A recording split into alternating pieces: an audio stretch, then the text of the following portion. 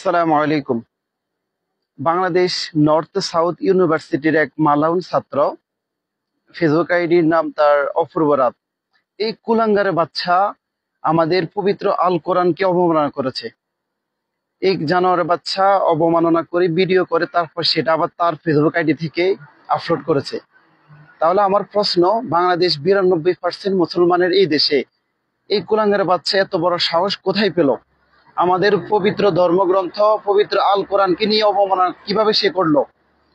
আমাদের ধর্মীয় অনুভূতিতে আঘাত হানার তাকে সাহস কে দিল? আমি তার এই ঘৃণ্য কাজে তীব্র নিন্দা ও প্রতিবাদ জানাচ্ছি। প্রশাসনের কাছে অনুরোধ জানাচ্ছি দ্রুত তাকে গ্রেপ্তার করে তার উপযুক্ত শাস্তির ব্যবস্থা করা।